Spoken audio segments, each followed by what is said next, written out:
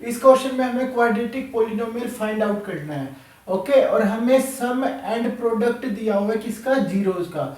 Zero हम मान लेते हैं जैसे एक अल्फा और एक बीटा।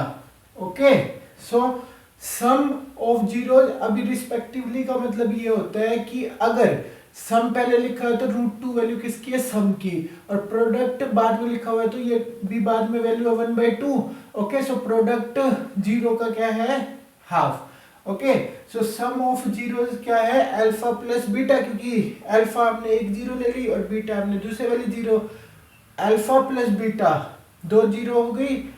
अब इन दोनों का सम कितना दिया हुआ है, √2। सो इसको हम ये लिख सकते हैं alpha plus beta is equal to √2। ऐसे प्रोडक्ट ऑफ जीरोस मतलब अल्फा और बीटा का मल्टीप्लाई वो क्या है, 1/2। So alpha beta is equal to 1/2। First इसको मान लो और सेकंड इसको। सो 1 और 2 दोनों से हमें क्या पता चला कि हमारे पास अल्फा प्लस बीटा की वैल्यू है और अल्फा बीटा की भी वैल्यू, मतलब अल्फा और बीटा को मल्टीप्लाई कर दे। सो हमें क्वाड्रेटिक पॉलिनोमियल फाइंड करने के लिए क्या होता है हमारे पास, ये polynomial x² minus alpha plus beta multiply x plus alpha beta की मल्टीप्लाई। ओके, हमारे पास क्या होता है, अगर हमें सम और प्रोडक्ट पता हो जीरोस का तो हमारे पास ये एक्सटेंडेड फॉर्म है जिसमें हम जस्ट वैल्यू पुट करेंगे और हमारी क्वाड्रेटिक पॉलिनोमियल आ जाएगी।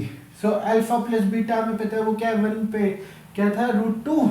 ओके, सो यहाँ पे लिख दिया √2। ऐसे ही अल्फा बीटा मल्टीप्लाई क्या है, 1/2। सो अल्फा बीटा की जगह क्या लिख दिया, 1/2। अब 2 को एलसीएम ले लो पूरे में। सो ये हमने एलसीएम ले लिया, ठीक है, और इस 1/2 को हम पूरे के बाहर लिख सकते हैं। तो अब ये हमारे पास क्या आ गई, क्वाड्रेटिक पॉलिनोमियल। और इसको हम एक कांस्टेंट के भी लेट कर सकते हैं कि भाई ये कांस्टेंट वैल्यू है। सो इसको ये लिख सकते हैं 2x² माइनस 2√x प्लस का 1। और ये जो x है ये √2 मतलब रूट में नहीं आएगा, x अलग आएगा।